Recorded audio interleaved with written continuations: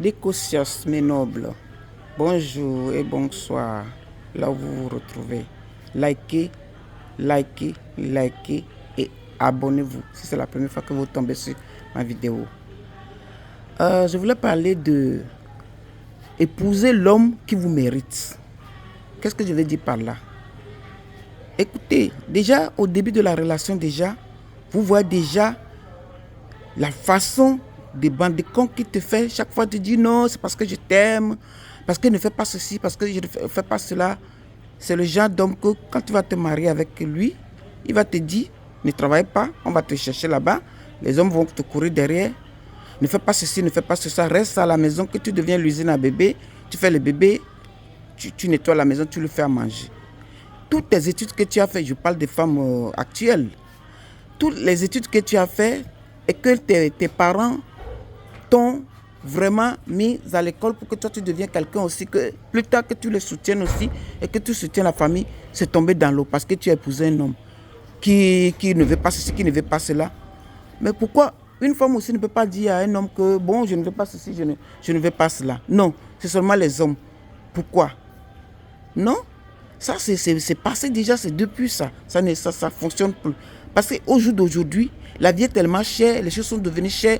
Si vous allez même, vous optez même pour deux enfants, jusqu'à les élever et les mettre à l'école de faire les études supérieures, je suis bien placé pour vous dire ça, ça ne coûte pas de bonbons, c'est cher d'élever un enfant jusqu'à le pousser jusqu'à les études supérieures, à l'université, je veux dire, jusqu'à avoir ce diplôme et trouver un boulot et soit stable, casé, avant que vous respirez. Même si c'est deux enfants.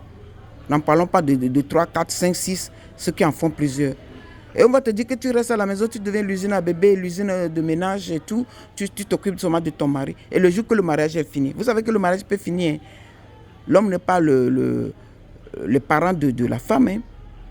Le mariage peut finir. Et pendant ce temps, retraite, tu n'as pas rien du tout. Revenu, tu n'as pas.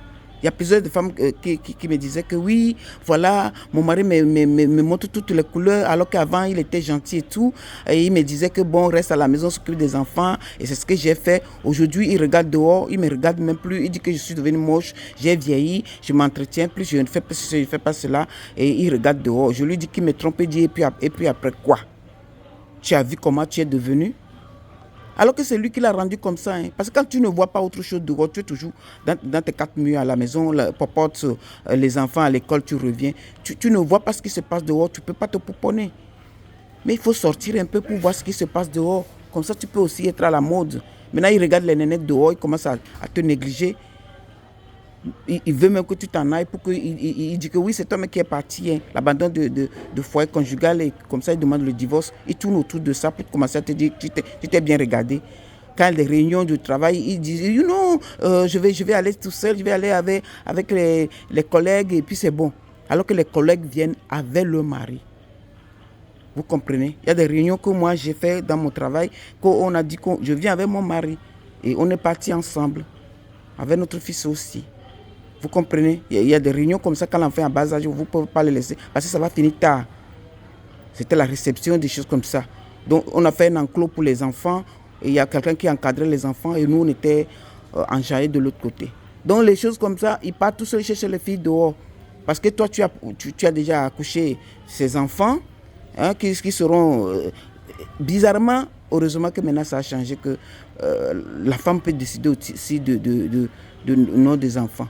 Qui devient ses héritiers, sa propriété, vous tous. Et puis toi, tu te fais subordonner, ça dit, toi, tu n'existes pas. Les enfants ne portent pas ton nom. Tu es à la maison, tu t'occupes de mari, tu t'occupes de tout. Si tu as 3 enfants, c'est que tu as 4, parce que tu as ton mari aussi en plus. Et après, il te dit que toi, tu n'es plus à la mode, tu n'es pas ceci, tu n'es pas ça. Et tous les études que tu as fait, tu as mis tout ça dans l'eau. Pendant que tu vas finir, faire des enfants et les élever et tout, tu as vieilli.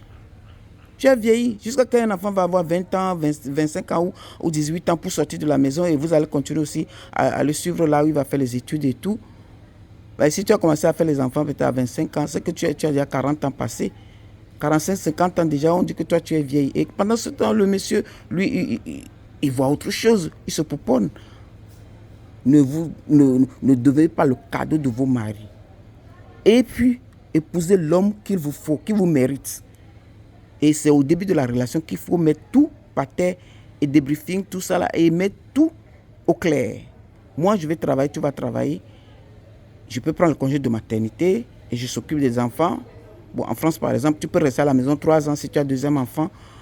3 ans pour s'occuper des enfants, ça suffit largement et après tu reprends ton travail. Mais le fait de venir rester à la maison à la fête de quoi ton mari te voit que tu es démodé, tu es devenu blédard, quoi. Tu n'es plus à la mode, tu n'es plus à sa catégorie. Ça, c'est souvent. Parce que quand on est toujours entre les 4000, on se néglige. Il faut dire la vérité. On se néglige. Et du coup, on n'est plus à la mode. On ne se pouponne plus.